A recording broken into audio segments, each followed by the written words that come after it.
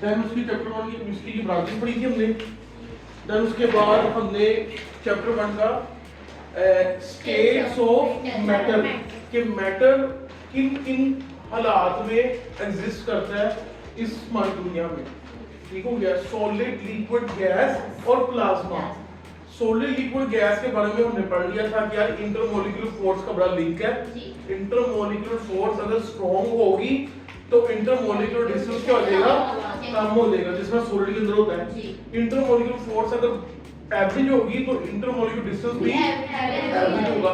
अगर intermolecular force बहुत कम होगी तो इंटरमोलिक्यूलर डिस्टेंस बहुत ज्यादा होगा। ये सब चीजों को हम पहले पढ़ चुके हुए हैं स्टेट्स ऑफ मैटर के अंदर। फिर हमने एलिमेंट क्या होता है, कंपाउंड क्या है, मिक्सचर क्या है, ये भी हमने पढ़ लिया था। ये भी हमने पढ़ लिया था। आगे जो है ना, अब आज हमने एलिमेंट और देखिए एलिमेंट, कंपाउंड और मिक्सचर के बारे में हमने पढ़ लिया था। ये बात में लगी हमें सर जी, मिक्सचर होता है तीन चार चीजों को मिक्स कर दें आप फिजिकली तो वो मिक्सचर कहलाता है। ठीक हो गया। एक होमोजेनियस मिक्सचर है। मिक्सचर के बारे में थोड़ा सा और पढ़ लेते हैं। ठीक है जी। एक होता है होमोजेनियस मिक्सचर होता है और दूसरा कौन सा होता है, होमोजेनियस।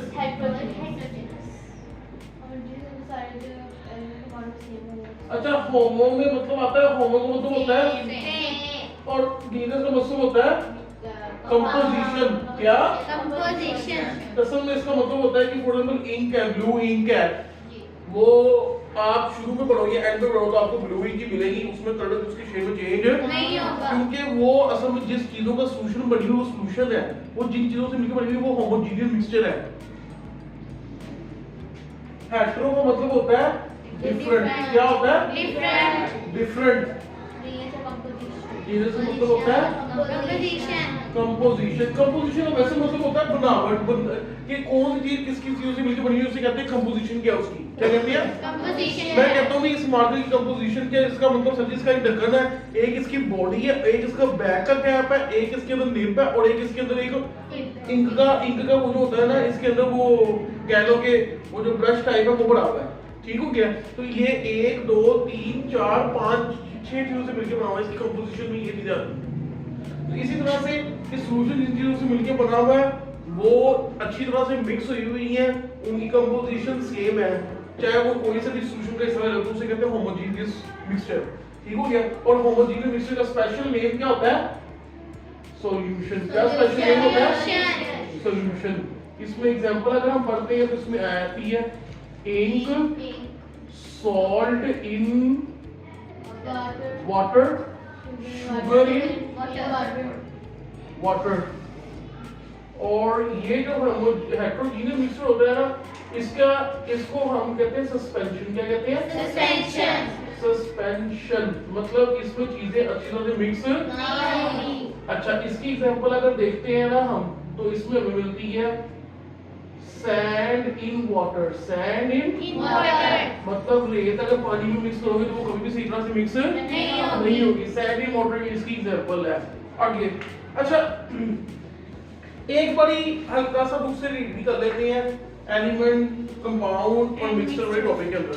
कहता है matter in this world exist in the form of element, compound and mixture. Element is the simplest form of matter. It is a pure substance containing the same kind of atom. It cannot be broken into simpler substance by ordinary chemical reaction. Element exist in all three forms of solid, liquid, gas. Most of the elements found in the world exist in solid form. Liquid and gaseous elements are few in number as compared to the solid. असल में दुनिया में ना देखिए चीजें हमें ज्यादा नजर आती है सॉलिड में। किसमें आती है, तो एलिमेंट भी ज्यादातर एग्जिस्ट करते हैं सॉलिड में। लिक्विड में और गैस में एलिमेंट कम एग्जिस्ट करते हैं। लिक्विड में तो चलो इसलिए एग्जिस्ट करते हैं कि देखिए जिस तरह पानी है, पानी का बॉइलिंग पॉइंट है 100। कितना बॉइलिंग पॉइंट है 100 और फ्रीजिंग पॉइंट कितना है 0। सर जी 0 से 100 के दरमियान जो होगा ना पानी होगा, वाटर जिसको कहते हो आप। लेकिन 100 के बाद जैसे ही आप जाओगे तो ये बन जाएगी स्टीम बन जाएगी, मतलब गैस बन जाएगी। और जैसे आप 0 डिग्री पहले जाओगे तो ये बन जाएगी आइस। सॉलिड बन जाएगी। और उसका मतलब सर जीरो से पहले जितना मर्जी चले जाए आप, -1 -2 -3 करते करते -3 -4 -5 जितना मर्जी चले जाओ वो सारा सॉलिड में है। और 100 के बाद में जितना मर्जी चले जाओ वो सारा क्या है, स्टीम में है, गैसियस स्टेट में है। तो लिक्विड में दुनिया में चीजें बड़ी एग्जिस्ट करती हैं कम। देखिए मुझे पता है सबसे ज्यादा चीजें दुनिया में एग्जिस्ट कर रही हैं सॉलिड्स में, दूसरे नंबर पे लिक्विड में, गैस में, तीसरे नंबर पे लिक्विड में। ये याद रखना है। लिक्विड में सबसे कम क्यों कर रही है, इसकी वजह बुक में तो नहीं नाम लिया, लेकिन इसकी वजह लिक्विड में सबसे एग्जिस्ट करने की वजह ये है जितना पानी है वो सिर्फ 0 से 100 के दरमियान सिर्फ पानी है। 100 के बाद जो मर्जी टेम्परेचर कर लो वो पानी वो स्टीम होगी, और 0 से कम जितना मर्जी टेम्परेचर ले लो वो लिक्विड में वो सॉलिड फॉर्म में होगा। देखो इससे पता चलता है कि लिक्विड में एग्जिस्ट करने की किसी भी चीज की रेंज कम है, इसलिए दुनिया में चीजें लिक्विड में एग्जिस्ट कम करती है। मुझे पता है आप लोगों को सर्दी देखिए अर्थ में कितना ज्यादा पानी है, पानी बन रहा है, लेकिन बेटे मैं अर्थ की बात नहीं कर रहा, मैं पूरी यूनिवर्स की बात कर रहा हूँ। सॉलिड में चीजें सबसे ज्यादा है, फिर गैस में और फिर लिक्विड में। अच्छा साथ में इसने बातें ना कुछ की हुई है एलिमेंट के बारे में। कहते हैं जी matter in the world exist in the form of, देखिए ये तो ठीक है, इसने कहेगी आपका जो मैटर है ना वो प्योर या इम्प्योर की बात आ गई। अब ये हम इसकी बातों को क्रैक करते हैं। अब ये देखिए ये सारा याद करना वैसे मुश्किल है, हम इसकी बातों को इसकी हर लाइन को कैसे क्रैक करने लगे हैं, उसके की पॉइंट्स बनाने लगे वो देख लेगा। फॉर एग्जांपल मैटर कहता है मैटर या तो एलिमेंट में होगा जो कि सबसे सिंपलेस्ट फॉर्म होगी, या कंपाउंड में होगा, या किसमें होगा, मिक्सचर में होगा। ठीक है, अब ये देखिए अब ये नोट्स ऐसे बनते हैं, इसमें याद कीजिए। पहली लाइन का मतलब उसने ये लिखा हुआ है कि जो मैटर है ना वो या तो एलिमेंट में या कंपाउंड में या मिक्सचर में आपको नजर आएगा। अगली लाइन उसने लिखी हुई है कि element is the simplest form of matter. Chemistry की बुक खुली हुई है, केमिस्ट्री की बुक में इस बार खोलो ना, क्या बोला है बेटे, ये एलिमेंट कंपाउंड मिक्सचर का सबक खोलो, 10 नंबर पेज लिखा हुआ नीचे, 10 नंबर पेज लिखा हुआ नीचे। अच्छा कहता है कि element is the simplest form of matter. अब हम यहाँ पे देखिए लिखने लगे हैं कि सर जी ये जो एलिमेंट है ना इसके बारे में हम बात करने लगे हैं। पहली बात आप इसके बारे में कर रहे हैं कि ये सिंपलेस्ट फॉर्म है। ये क्या है, सिंपलेस्ट फॉर्म है, मतलब सबसे सिंपल यही है। ठीक हो गया। अब सर सिंपलेस्ट फॉर्म ये है, इसका ये सिंपलेस्ट फॉर्म है it is a pure substance containing the same kind of atom, मतलब एक एलिमेंट के अंदर सेम काइंड ऑफ एटम होंगे। ये देखिए जी दूसरी बात आ गई, सेम काइंड ऑफ एटम। उसके बाद वो कहता है कि जो तीसरी बात है कि it is a pure substance containing it can not be broken into simple substance by ordering elimination. कहता है कि एक एलिमेंट एटमों से मिलकर बना है और सारे एटम एक जैसे हैं, और कहता है इसको हम दोबारा और तोड़ नहीं कर, can not be broken down, ये और तोड़ नहीं सकते, हम इसको और तोड़ नहीं सकते। इसके बारे में एलिमेंट के बारे में 3 चीजें पढ़ ली। पहले हमने मैटर से शुरू किया, फिर एलिमेंट पे कंपाउंड मिक्सचर में मैटर से सुना, एलिमेंट के बारे में बातें बता रहा है, एलिमेंट के बारे में बातें लिख रही है। ठीक हो गया। पहली बात कि एलिमेंट सिंपलेस्ट फॉर्म है मैटर की।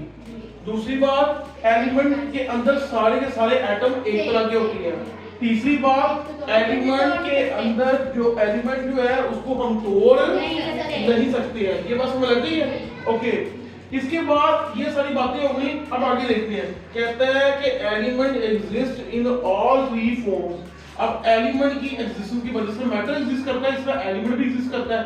एलिमेंट की एग्जिस्टेंस, एलिमेंट की जो एग्जिस्टेंस है वो किसमें, सॉलिड में भी होती है, लिक्विड में भी होती है और गैस में भी होती है। ठीक है। उसके बाद कहता है most of the element found in the solid form. Mostly यहाँ पे लिख देते हैं बस। ये मोस्टली का मतलब है कि सबसे ज्यादा सॉलिड में एलिमेंट पाए जाते हैं, लिक्विड और गैस में कम पाई जाती है। ओके। उसके बाद वो कहता है कि ये सारी बातें हमने पहला पैराग्राफ को सारे को लिख दिया है। ये देखिए ऐसे ऐसे याद करते हैं। अब जिन बच्चों को याद ही ना होता है जो टट गाते हैं उनको याद कैसे करना है, उन्हें ऐसे याद करना है कि सर जी अब देखो यहाँ पर कैसे लिखा हुआ है मैटर, तो फिर खींच मैटर 3 तरह का, सॉलिड मतलब देखिए मैटर की 3 तरह से एग्जिस्ट करता है मैटर, एलिमेंट, कंपाउंड, मिक्सचर। उसके बाद पहले एलिमेंट के इसके बारे में पढ़ने लगे। एलिमेंट जो है वो सिंपलेस्ट फॉर्म ऑफ मैटर है। Element can not be broken down. Element जो है वो 3 तरह की स्टेट में एग्जिस्ट करता है, उसकी सॉलिड स्टेट सबसे ज्यादा होती है। ठीक हो गया? ये बात समझिए। इसके अंदर सेम काइंड ऑफ एटम होती है। चार बातें लिखनी है, ठीक है, 1 2 3 4, इसके बारे में पहले पैराग्राफ में लिखनी बातें पढ़नी है। वो कहता है एलिमेंट में be a metal, non metal और मेटल। जैसे जिसमें पहले दिन हमने बात की थी सर जी, आप अगर कहते हैं ना क्लास को भी अरेंज हो जाओ, आप कह सकते हैं एज के हिसाब से अरेंज हो जाओ, आप कह सकते हैं मैथ्स के हिसाब से अरेंज हो जाओ, ये डिफरेंट अरेंज हो जाए। अब एलिमेंट को वो डिफाइन करने लगा है, पहले स्टेट के हिसाब से एलिमेंट सॉल्व होते थे, लिक्विड टू गैस में होता है। अब एलिमेंट को हम जो डिफाइन कर लेंगे, एलिमेंट की टाइप्स जो बता लेंगे, वो कंडक्टिविटी के हिसाब से कर लेंगे। इसके हिसाब से अब ये कंडक्टिविटी सर क्या होती है? कंडक्टिविटी का मतलब ये कि जिसमें से इलेक्ट्रिसिटी पास करते हैं वो कंडक्टर है, जिसमें से पास कर रहा है इलेक्ट्रिसिटी वो कंडक्टर नहीं है, वो भी नॉन कंडक्टर है या वो इंसुलेटर है। जिसमें से कभी कभार कर दे कभी कभार ना करे, सर्दी कभी कभार कर दे कभी कभार ना करे, मतलब वो मिक्स होगी उसके अंदर प्रॉपर्टी, उसके अंदर कंडक्टर वाली प्रॉपर्टी होगी, उसके अंदर नॉन कंडक्टर वाली प्रॉपर्टी होगी, तो उसे कहते हैं सेमी कंडक्टर। क्या कहते हैं? सेमी मतलब दरमियाना कंडक्टर है वो। एक होती है मेटल, मेटल को कहते हैं कंडक्टर। अब ये देखिए जी, रेजिस्टेंस कंडक्टिविटी के हिसाब से मैं यहाँ पे लिखने लगूं मेटल, मेटल कह लो या कंडक्टर से लो, बात एक ही है। मैं दोनों नाम इसलिए लिखूं ताकि आप लोगों का माइंड और शार्प हो जाए। अच्छा, दूसरी बात सर, इसको आप दूसरा नाम आता है नॉन मेटल। क्या आता है? Non metal. दूसरा नॉन मेटल तो उस तरह से नॉन कंडक्टर। तीसरा नाम आता है मेटलॉइड्स। क्या नाम आता है?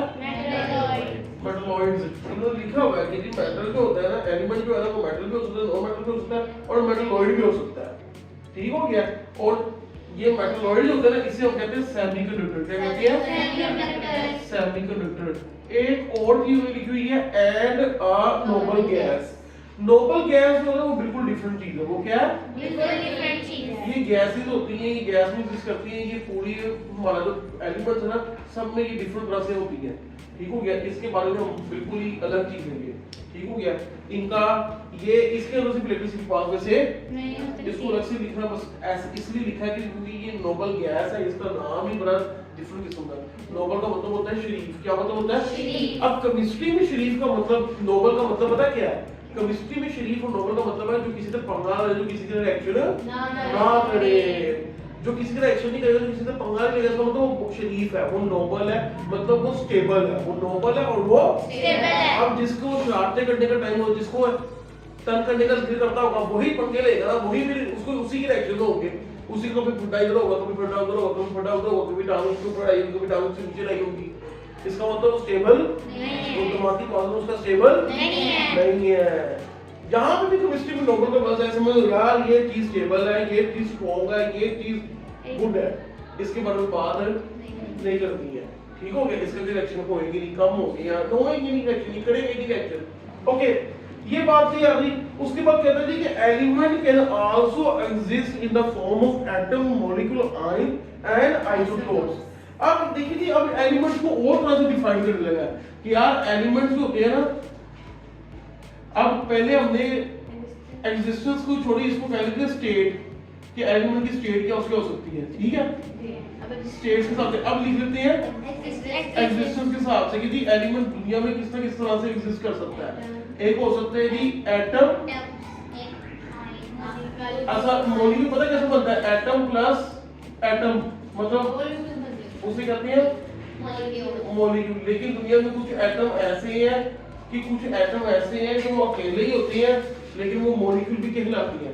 वो तब कहलाते हैं जब वो किसी का रिएक्शन, इसका मतलब सर्दी के जो नोबल गैस के जो एटम होंगे ना, वो नोबल गैस के मॉलिक्यूल भी कह सकते हैं, वो एटम भी उसके बाद एक ही है। ओके, अब अगला आ गया आइसोटोप्स। क्या आ गए? आइसोटोप्स। आइसोटोप किस चीज की बला का नाम है, ये भी हम बाद में पढ़ेंगे, परेशान नहीं होना इसमें। ठीक है? एटम आ गए, आयंस, आयंस भी क्या होते हैं ये भी हमने पढ़ना है अभी, और बस। ओके, कहते हैं कि for example of the important elements are sodium, potassium, carbon वगैरह, ये सारे इस एलिमेंट के नाम लिखे हुए हैं। अब आगे बात बस एलिमेंट के बारे में कहता मेरा आपको नहीं काम है, इसके बाद हम एलिमेंट के बारे में नहीं पढ़ना, बस इतनी बात से एलिमेंट के बारे में पढ़ा लिखी में उसे पढ़ा ली है। अब हमें यहाँ पे जो है ना इसको क्लोज कर देना है। अब हमें असल में किसी चीज के बारे में पढ़ना है, कंपाउंड के बारे में। किसके बारे में पढ़ना है? उससे पहले हम ये सब कुछ ट्रेस कर लेते हैं, फिर उसके बाद कंपाउंड को शुरू कर देते हैं। किसी को कोई इतराज तो नहीं है? कुछ चीज कोई मैसेज कोई बात अगर देर में अटक गई तो पूछ लें। कोई भी अगर पॉइंट जेन में आता है तो सर ये समझ नहीं आएगा बता दें तो समझ नहीं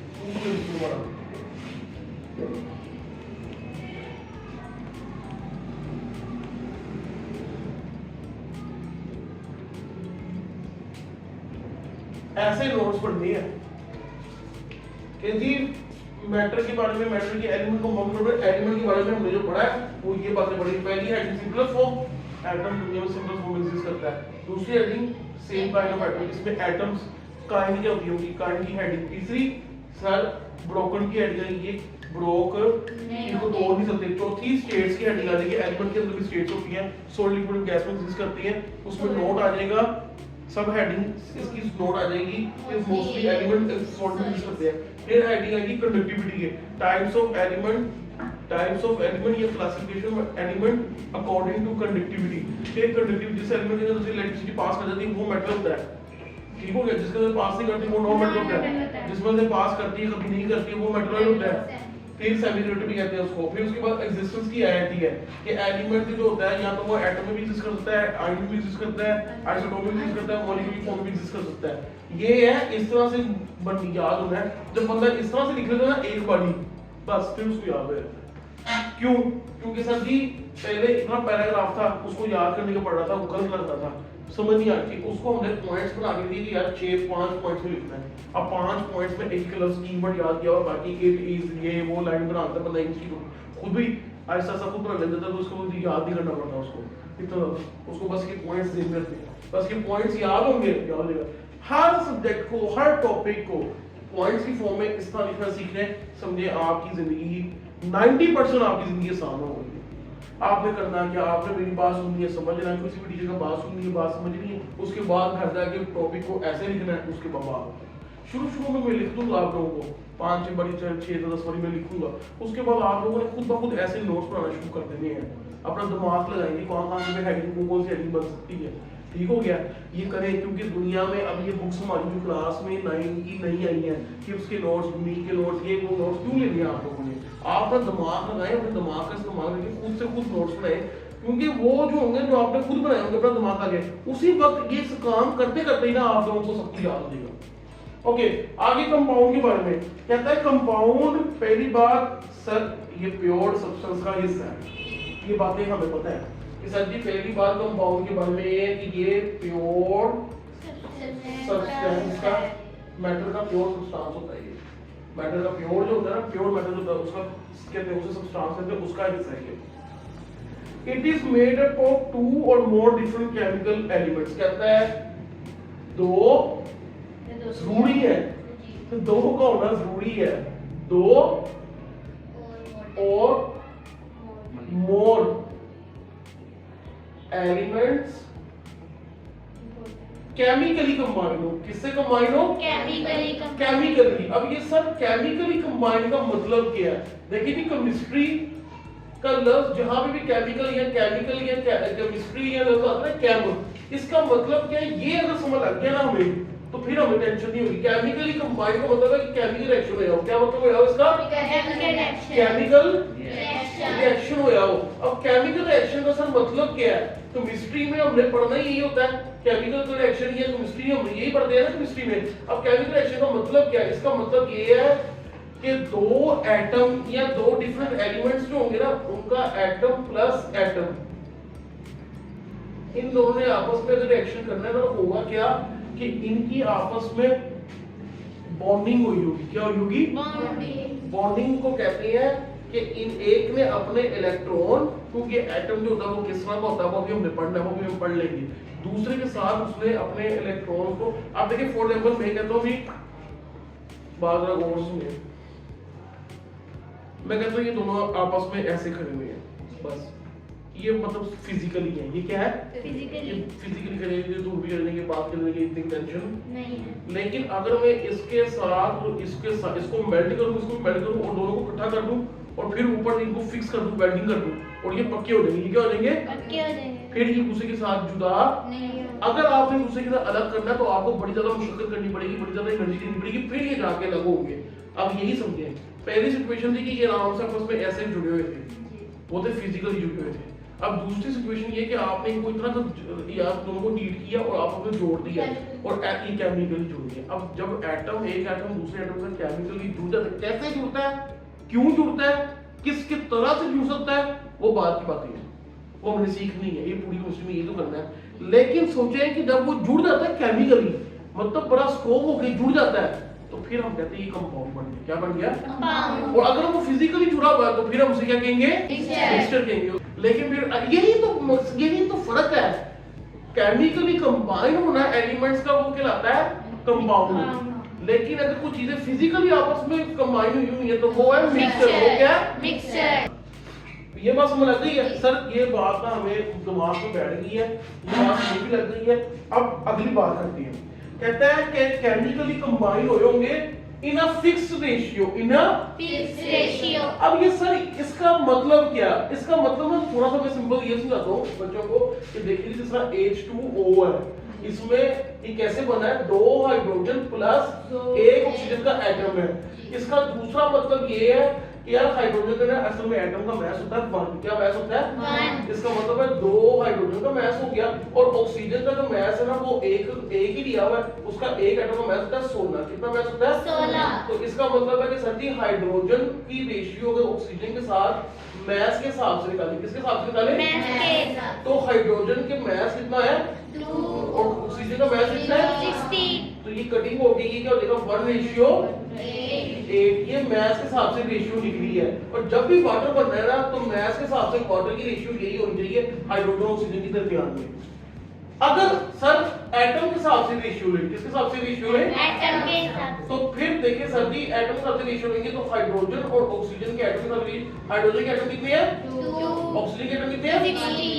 वन में ना H2O है, H2O में ऑक्सीजन के एटम कितने हैं? 1, ऑक्सीजन और हाइड्रोजन की 2। तो देखिए एटम के हिसाब से रेशियो जो होती है ना वो 2:1 बनती है, लेकिन मास के हिसाब से रेशियो बनती है 1:8।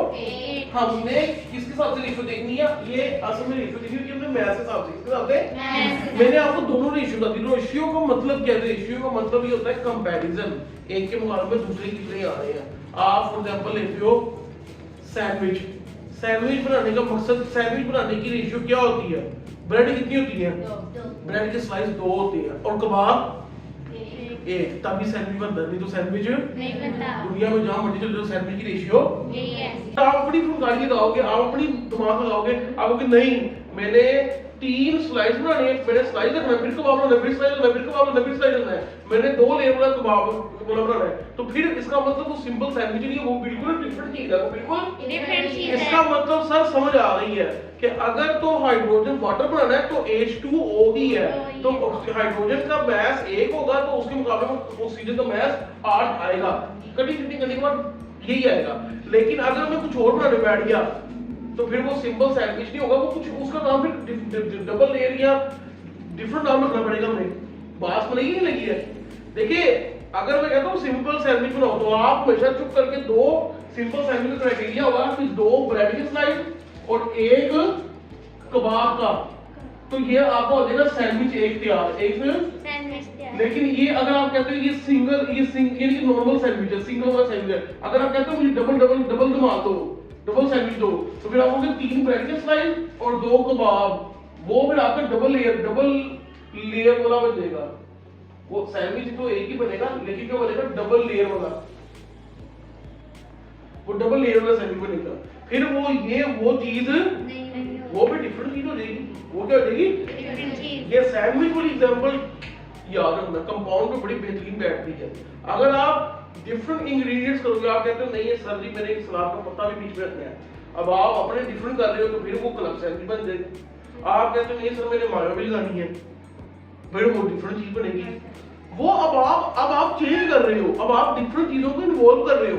पहले सिर्फ 2 चीजें थी, सैंडविच वो ब्रेड के स्लाइस और कबाब का, अब आप बीच में लेट्स के सलाद का पत्ता भी ले आए हो, ठीक है। चौथी चीज आप बीच में मायो भी लगा रहे हो। अब आपने 4 एलिमेंट मतलब 4 एलिमेंट कंबाइन हो रहे हैं डिफरेंट तरीके से, तो कंपाउंड भी डिफरेंट ही बनेगा, कंपाउंड भी डिफरेंट बनेगा। भाई जब आपने रेशियो चेंज कर दी है, अपने हिसाब से कर ली रेशियो, डिफरेंट रेशियो के हिसाब से आप एलिमेंट को जब मिलाओगे तो फिर डिफरेंट चीज बनेगी, फिर डिफरेंट कंपाउंड बनेगा, फिर कंपाउंड सेम नहीं बनेगा। मैं थोड़ी सी भी चेंज करूंगा तो चीजें चेंज हो जाएंगी। ये बस मिलेगी सबको। जी। इसमें मतलब नहीं ये सैंडविच वाली एग्जांपल याद रखनी है, कंपाउंड को एक्सप्लेन करके सैंडविच वाली एग्जांपल याद रखनी है। ओके, भूख भी लग रही है वो हैं सैंडविच नाम ले लेंगे, चलेगी। ओके, ये सर ये बात एक्सप्लेनेशन हो गई इसकी, ये मुझे समझ भी आ रही है कंपाउंड के रिलेटेड। अगली बात देखें, कहता है कि when elements come together they react with each other and form a chemical bond, they are not easy to break। ये सारी बातें भी हम देखी हैं कि भाई जब दो एलिमेंट आपस में मिलते हैं, केमिकल कंबाइन होती हैं, वो एक नया वो केमिकल रिएक्शन करते हैं, केमिकल कंबाइन हो जाते हैं, उसके बाद उनको आपस में अलग करने का तरीका आसान नहीं होता, वो आराम आसानी से एक दूसरे से अलग वो दो, उसके लिए दो मार्कर की एग्जांपल याद रखनी है। ओके, उसके बाद कहता है केमिकल जो कंपाउंड है ना, ये मॉलिक्यूलर भी हो सकता है। अब ये मॉलिक्यूल मॉलिक्यूलर का मतलब डिफरेंट है, मॉलिक्यूल मॉलिक्यूल का डिफरेंट मतलब डिफरेंट है। मॉलिक्यूल सिर्फ एक था, उसके अंदर एटम मिले हुए थे, वो बात खत्म हुई। मॉलिक्यूलर का मतलब है कि मॉलिक्यूल आपस में सारे 3 4 5 10 15 मॉलिक्यूल आपस में मॉलिक्यूल्स मिले हुए हैं। अब देखिए जी, एक्सिस्टेंस की बारी आ गई, इसकी भी आ गई एक्सिस्टेंस में कि यार ये किस तरह से कंपाउंड एग्जिस्ट कर सकता है। एक उससे क्या मॉलिक्यूलर, क्या मॉलिक्यूलर। हमेशा याद रखना कंपाउंड कभी भी एटम वाली स्टेज पे एग्जिस्ट नहीं करता। मॉलिक्यूल अकेला भी एटम नहीं होगा, कंपाउंड मतलब मॉलिक्यूलर फॉर्म में होगा कि मॉलिक्यूल मॉलिक्यूल आपस में इकट्ठे हुए हैं, मॉलिक्यूलर फॉर्म हो गई। दूसरी इसकी फॉर्म हो गई आयनिक हो गई, ये भी हमने पढ़नी है चैप्टर में। आगे आ गई इंटरमेटैलिक, क्या आ गई इंटरमेटैलिक। इंटरमेटैलिक देखिए जी, अब मुझे पता है सर जी आपने इंटरमेटैलिक हमें नहीं पढ़ाई, इंटरमेटैलिक को भी हमने, लेकिन सब थोड़ा थोड़ा समझ लग रहा है कैसे। सर जी इंटर का मतलब होता है दरमियान, क्या दरमियान।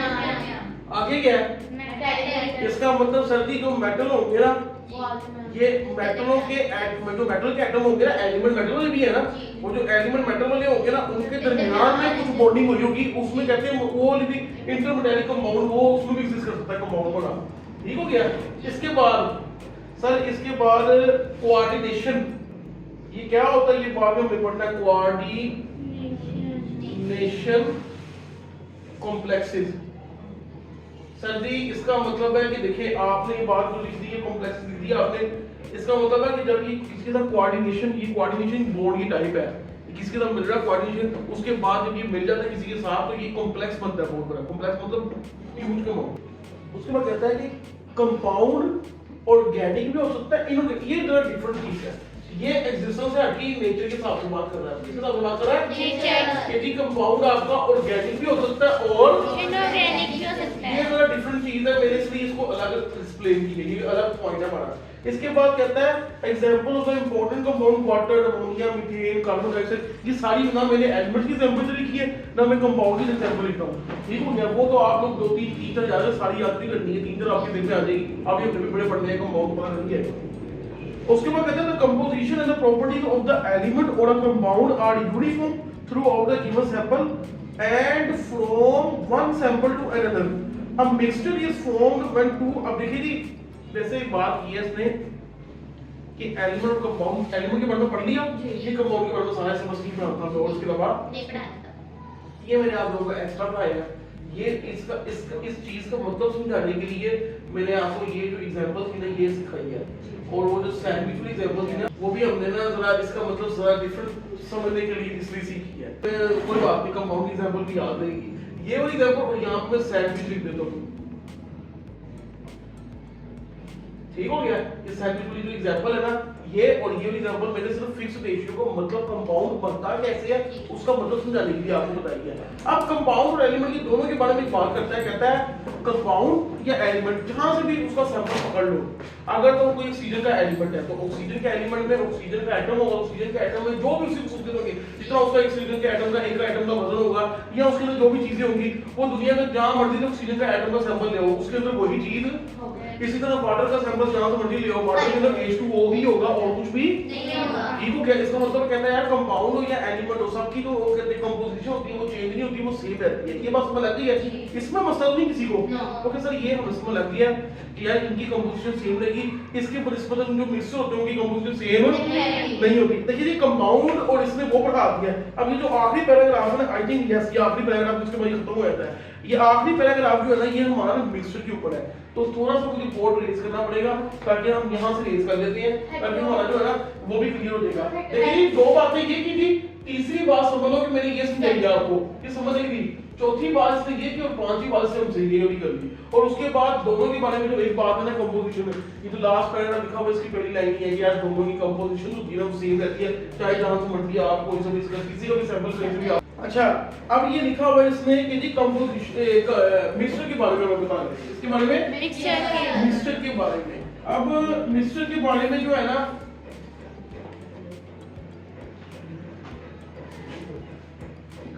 मिक्सचर अब कहता है कि देखिए जी, चीजों को अब मिक्सचर कब बनता है?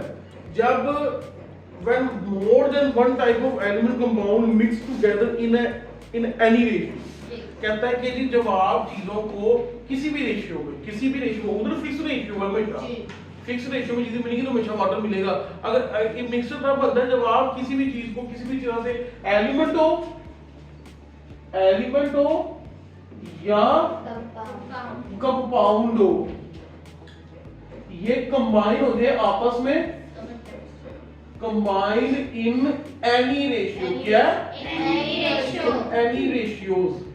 ये असल में लफ्ज जो है ना, ये वाला इंपॉर्टेंट है, एनी रेशियोज वाला, मतलब यानी कि किसी भी तरह की रेशियो में ये आपस में कंबाइन होते हैं तो उसे कहते हैं मिक्सचर। मतलब कि आपने शक्कर बनाना तो आप 3 चम्मच चीनी डालो, 2 चम्मच चीनी डालो, अपनी मर्जी करते रहो। ऐसा नहीं है कि आप 2 चम्मच स्टैंडर्ड 2 चम्मच डाल दिया, हर जगह 2 चम्मच, तो साइज में डिफरेंस होता है। तो ये मिक्सचर ही बनता है, ये कंपाउंड नहीं बनता। कंपाउंड तब बनेगा कि जब आप बनाओ या कोई और भी बनाए तब भी चीज सेम है। ये ऐसा हो तो पानी की और हो सकता है किसी ने पानी फिल्टर का इस्तेमाल किया, हो सकता है किसी ने पानी फिल्टर का इस्तेमाल किया हो, चीजें डिफरेंट हो जाएगी। वो मिक्सचर है। वो क्या है? मिक्सचर है। तो उसके बाद वो कहता है कि देखिए जी, air, soil, milk, tap water, everyday example of the mixture है ये। अब मिक्सचर में भी होमोजेनियस, हेटेरोजेनियस, ये पहले शुरू में हम इसके बारे में पढ़ के आए हैं, ठीक हो गया। Solution of salt and water is an example of the homogeneous. अब उसके बाद कहता है sample of rock is an example of the heterogeneous, या सैंड इन वाटर कह लो, मतलब रेत को पानी के अंदर मिक्स हो तब भी वो हेटेरोजेनियस होगा।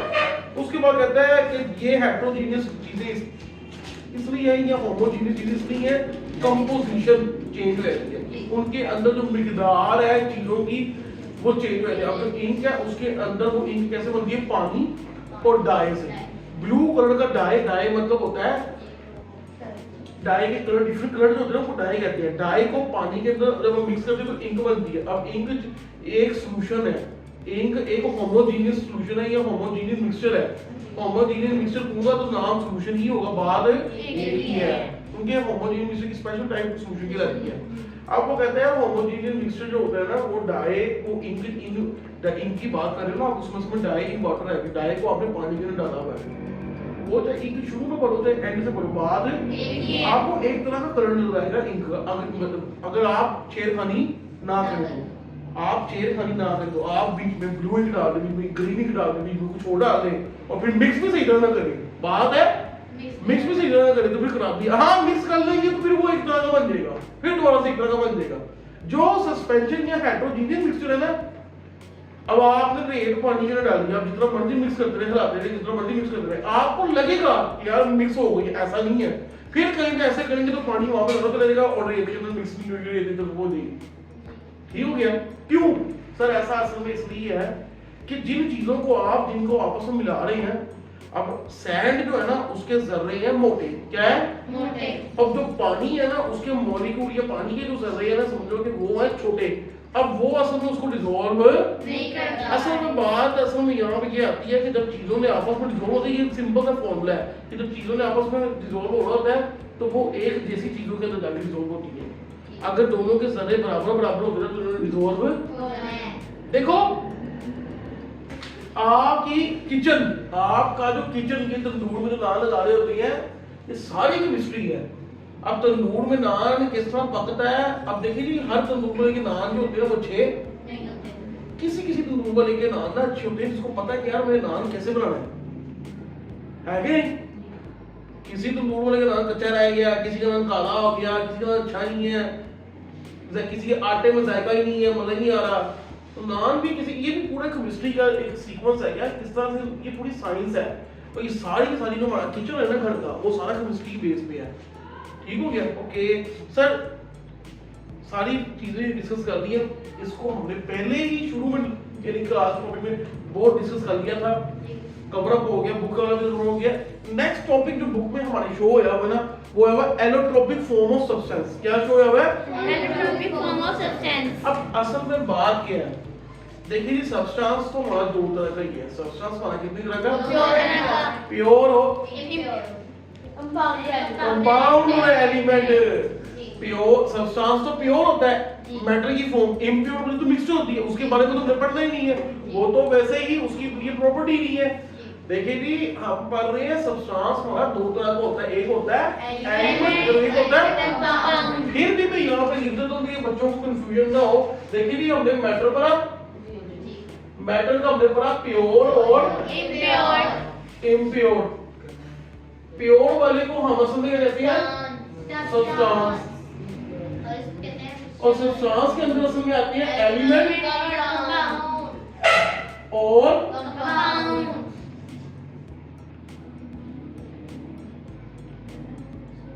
कंपाउंड। मिक्सचर जो इम्प्योर होता है इसे कहते हैं मिक्सचर। के अंदर आता है होमोजेनियस और हेटेरोजीनियस नहीं, जीनस, हेटेरोजीनियस। ओके सर, ये समझ लग गया। अब आपने जो नया टॉपिक पढ़ाना है वो असल में हमने पढ़नी है allotropic forms. Allotropic forms of substance. किसकी? और सब्सटेंस में एलिमेंट भी है और कंपाउंड भी है। इतनी बात समझ आती है? ओके, कहते हैं कि both element and compound may exist in more than one structural form which can exhibit different physical and chemical properties. These forms are called allotropic form and phenomena is called allotropy. अब देखिए जी मेरी बात में, allotropic forms क्या है? Sir जी, ये असल में चीज है कि कोई एलिमेंट हो या कोई कंपाउंड हो, कुछ भी हो, हमें नहीं पता, कोई भी सब्सटेंस है, वो अपनी दुनिया में मुख्तलिफ शक्लों में एग्जिस्ट करे। मुख्तलिफ जिस तरह फॉर एग्जांपल मैं छोटी सी एग्जांपल लेता हूँ कि सर जी आप देखिए, ऑक्सीजन है ना, वो O2 है, इसी तरह से O3 ओजोन है। इधर ऑक्सीजन दो एटमों के साथ मिलकर बना हुआ है, इधर ऑक्सीजन 3 के साथ मिलकर बना हुआ है। ये ऑक्सीजन है, इसे कहते हैं और इसे कहते हैं ओजोन। तो देखिए जी, एक ही एलिमेंट की 2-3 तरह की शक्लें आ गई, 2 शक्लें आ गई। अब आप मजे की बात ये कि एक एलिमेंट की अगर 2 शक्लें या कंपाउंड भी कोई भी हो, उसकी हम भी पढ़ लेंगे, उसकी अगर 2-3 तरह की शक्लों में एग्जिस्ट वो कर रहा है, जब वो डिफरेंट शक्लों में एग्जिस्ट करता है तो उसकी केमिकल और उसकी फिजिकल दोनों प्रॉपर्टियां चेंज हो जाती हैं। दोनों प्रॉपर्टियां चेंज हो जाती हैं। जो ऑक्सीजन होगा ना, इसकी केमिकल और फिजिकल प्रॉपर्टी, और ये जो ओजोन है इसकी केमिकल फिजिकल प्रॉपर्टी आपस में दूसरे से डिफरेंट हो जाएंगी, आपस में दूसरे से डिफरेंट हो जाएंगी। अब सर मजे की बात है, इन दोनों ये दोनों आपस में, ऑक्सीजन है ना, इधर O2 है, उधर O3 है, ये ऑक्सीजन, ये दोनों आपस में एक दूसरे के एलोट्रोप्स है। क्या है ये? एलोट्रोप्स। इस तरह से हमने पता एक आइसोटोप्स का लफ्ज पढ़ के आए पीछे, हम वो भी बताऊंगा क्या होता है। ये है एलोट्रोप्स। क्या है ये? एलोट्रोप्स। एलोट्रोप्स क्या होते हैं? सर जी, एलोट्रोप्स एक ही एलिमेंट या एक कंपाउंड या कह लो एक सब्सटेंस की डिफरेंट तरह की शक्लों को आपस में जो होती है ना, वो उन्हें कहते हैं एलोट्रोप्स। और इस फिनोमेना को, ये जो नेचर में जो फिनोमेना हो रहा है, इसे कहते हैं एलोट्रोप्स। क्या कहते हैं? एलोट्रोपी। एलोट्रोपी कहते हैं इसको। ठीक हो गया? बच्चे बाद में एलोट्रोपी वो बच्चों को समझ नहीं आती, एलोट्रोफी है। ओके सर, काफी हद तक चीजें समझ लग रही है। थोड़ा सा जरा और एक और एग्जांपल पढ़ते हैं। कहता है देखो यार, कार्बन जो है, अब ये बड़ा जरूरी है। कहता है कार्बन भी दुनिया में 3 तरह से एग्जिस्ट करता है। उसकी जो टाइप्स है ना, मैं बता दूं, एक डायमंड में एग्जिस्ट करता है, ग्रेफाइट में एग्जिस्ट करता है कार्बन, और एक और होती है, ये किसी बंदे ने बनाई थी, उसे कहते हैं बकमिंस्टर बक विजिटेड फ्लोरेंस। फ्लोरेंस का लफ्ज जहां पे भी आया था इसका मतलब होता है थोड़ी चमक चमक करने फ्लोरेंस। ओके फ्लोरेंस ये ये तो सही लिखा हुआ है। ओके कहता है डायमंड जो है ना इसका डायमंड, अब देखो एक और एग्जांपल दे रहा है हमें। अब ना हमें एक और एग्जांपल देने के बाद ना अब अपनी बात ऊपर बड़ी सच्ची करने लगा है। कौन सी बात कि यार ये जो एलोट्रोफी जब बन जाते हैं ना, एलोट्रोप्स जो होते हैं इनकी केमिकल और फिजिकल प्रॉपर्टी आपस में क्या होती है, चेंज रहती है। अब देखो डायमंड की एग्जांपल कहता है यार डायमंड जो आपको मिलेगा दुनिया में, कहता है कि ये डायमंड आपको दुनिया में जो मिलता है वो एक डायमंड होता है जाइंट स्ट्रक्चर। क्या होता है? Giant structure. अब डायमंड जाइंट स्ट्रक्चर होता है और आप में से कई ज्यादा लोगों को पता है कि डायमंड बड़ा हार्ड होता है, बड़ा हार्ड होता है। वो इसने लिखा भी होगा यहाँ पे कि देखिए diamond has a giant structure whereas graphite has a layered structure। क्या होता है ग्रेफाइट का स्ट्रक्चर? लेयर स्ट्रक्चर होता है। देखिए ये स्ट्रक्चर फिजिकल प्रॉपर्टी वगैरह चेंज हो गई है। उसके बाद वो कहता है कि has a structure of hexagonal rings of the round but crystal has a consist of sphere। इसका स्ट्रक्चर होता है ना स्फीयर की तरह का होता है। किसकी तरह का होता है? स्फीयर। ओके ये नीचे शक्लें बनी हुई है, परेशान नहीं होया ना, डायमंड वाला की उसने शक्लें बनाई हुई है नीचे।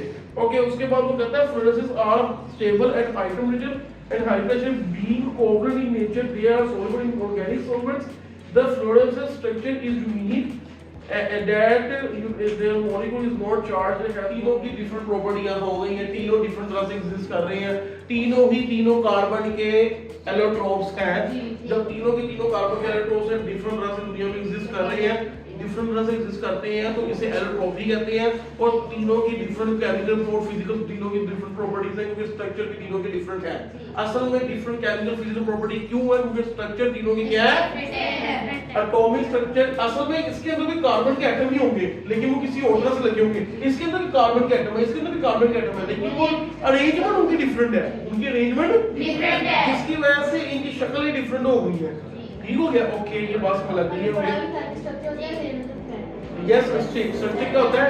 Arrangement of metal atom. अगर एटम की अरेंजमेंट डिफरेंट है, इसमें डिफरेंट है, इसमें डिफरेंट, इसमें डिफरेंट है। Very good. अच्छा अगला ना असल में मकसद मेरा ये था कि मैं इसलिए टॉपिक पर आया, थोड़ा टॉपिक सा पढ़ लिया हमने।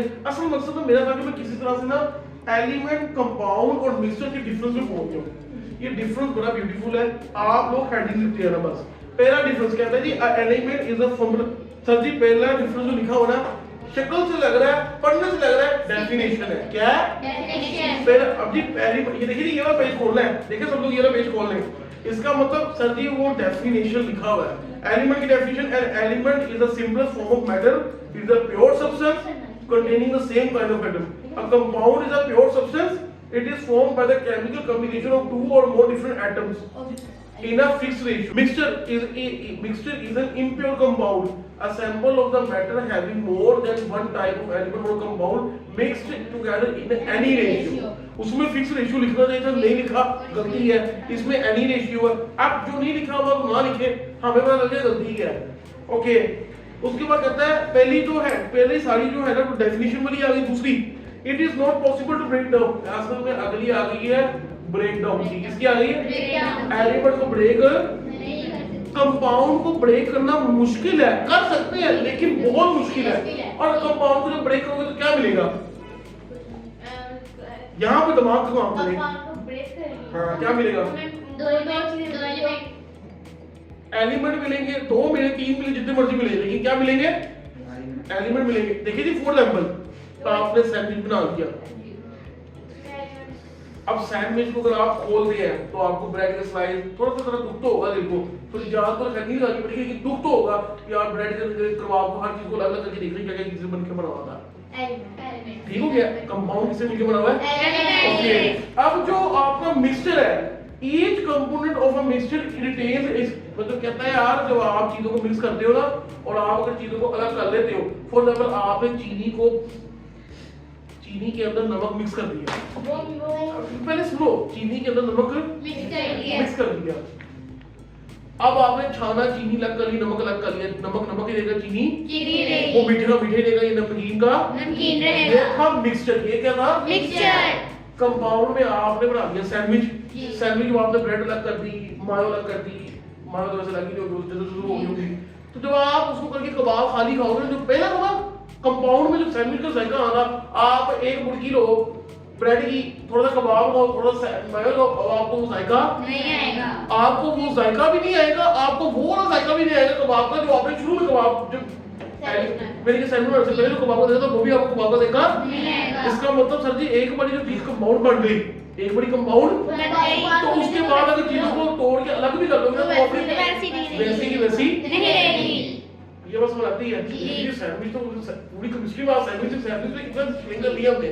ओके नेक्स्ट देखिए, नेक्स्ट डेफिनेशन जो प्रॉपर्टी इन्होंने लिखी हुई है, कहते हैं when an element exists in the form of क्या लिखा हुआ है, a spherical arrangement of the atoms, it is represented by a symbol। अच्छा ये ना इसमें बताया हुआ, देखिए जी इसमें परेशान नहीं होना आपने, इसमें ये क्या है, ये जा रहा है सिंपल, कहता देखो यार कोई भी एलिमेंट तुम नाम लेते हो, आप कहते हो ऑक्सीजन के एटम, आपके जेहन में आता सर जी ओ लिखते, ओ लिखते क्या लिखते, आप कहते हो कार्बन के एटम, सर जी सी लिखते, कार्बन के एटम के बारे में देखो हर जो एलिमेंट है उसका एक प्यारा सा सिंबल है, उसका अपना जो सिंबल है वो कभी चेंज नहीं होता। अच्छा ये इसमें फिक्स बात है कि सिंबल रिप्रेजेंटेशन जो एलिमेंट की उसके सिंबल से होती है। जो कंपाउंड है सर जी उसका केमिकल फॉर्मूले से होती है, जो जितने भी एलिमेंट आपस में जितने भी कंपाउंड मिले हो, जैसे देखो जी H2O मतलब दो एटम और एक उससे शो आता है, जो मिक्सचर है ना उसका कुछ भी नहीं आता भाई, उसका कुछ भी छोड़ होता है क्योंकि उसमें कोई फिक्स चीज है ही नहीं है, उसका अपना ही कुछ भी नाम नहीं है, बस उसमें बस चुप करके आप कहते हो यार ये इसका मिक्सचर बना हुआ है। अब मिक्सचर जब आप कहते हो ना इसका मिक्सचर बना हुआ है, आप कहते हो इसका मिक्सचर बना हुआ है, इसका मतलब उसके लिए कोई स्पेसिफिक चीज होगी जैसे उसका नाम ले सकते हो आप, यार फॉर एग्जांपल ये चीनी का सोल्यूशन बना हुआ है या चीनी का मिक्सचर बना हुआ है। अब मैं कहता हूँ इंक, आप हो गए सर जी, अब इंक के अंदर 97% पानी है लेकिन 3% चीज क्या है, वो डाई है। आप में इंक का नाम होगा, आप पहले पूछोगे सर जी कौन सी कलर की है, वो डाई, वो जो ब्लू कलर है उसकी इंपॉर्टेंट है तो इंपॉर्टेंट तो आपको ये कहना चाहिए था सर जी ब्लू प्लस वाटर की, वाटर का नाम लेगा कभी असल में जिस जब मिक्सचर में यही होता है, जिस अफोर्डेबल मैं कहता हूँ यार रूल्स अगर शब्द नहीं होगा ये आप आओ ये तो रूल्स की बोतल, सर ये देखिए रूल्स की बोतल आ गई प्लीज इसको ऐसे नहीं करोगे आप, आपको पता है कि यार मिक्सचर बनाने हैं तो रूह अफ़ज़ा का शब्द का मतलब है रूह डालो, चीनी डालो, पानी डालो। अब मिक्सचर में ना ये सब मिक्सचर में कोई स्पेसिफिक चीज नहीं है, आप कोई एक चीज के वो कह देते हो यार ये इस चीज का मिक्सचर बनाया हुआ मैंने, मेरी बात सुनो, H2O नाम नहीं है तो पता नहीं H भी है, 2 भी है, O भी है, ये दो H है और एक O है। अच्छा ओके, इसके बाद कहता है गैसियस एलिमेंट, मतलब ये कहते हैं यार देखो एलिमेंट जो है ना वो गैस, सॉलिड, लिक्विड सब में एग्जिस्ट कर सकता है, कंपाउंड भी जो है ना वो भी डिफरेंट डिफरेंट तरह से एग्जिस्ट करता है, उसमें भी परेशान नहीं होना। अब वो कहता है ये इसमें कंपाउंड में लिखा हुआ है कि जो एलिमेंट की प्रॉपर्टी है ना, जब वो एलिमेंट देखिए कबाब बनने से पहले टेस्ट डिफरेंट देगा, जब वो सैंडविच के अंदर आ जाएगा तो फिर पूरे सैंडविच का टेस्ट आएगा, कबाब का नहीं आएगा। वो देखिए सैंडविच में जब वो आ गया तो उसने अपना कबाब वाला जो सीन प्रॉपर्टीज थी वो अपनी छोड़ दी है, अब वो एक सैंडविच की तरह प्रॉपर्टीज न्यू शो करेगा। ठीक हो गया ओके। इसके बाद the component of a mixture are not chemically bound together and they can be, ठीक है हम चीजों अगर जो चीजें मिक्स हुई होती हैं उनको आसानी से एक दूसरे से अलग कर सकते हैं। मैं अगेन बता रहा हूँ ये डिफरेंसेस बहुत ही कम लिखे हुए हैं, असल में उसने किया क्या हुआ है, लेकिन अब नई बुक के चक्करों में इन्होंने गलती क्या की है, अब एक डिफरेंस के अंदर पापा छेजे घुसाए हुए हैं, जब लिखने की बारी आएगी ना फिर मैं आप लोगों को 7 से 8 डिफरेंस लिखवाऊंगा, इसके कैसे निकालने हैं इसके अंदर से बताऊंगा। ठीक हो गया, सॉरी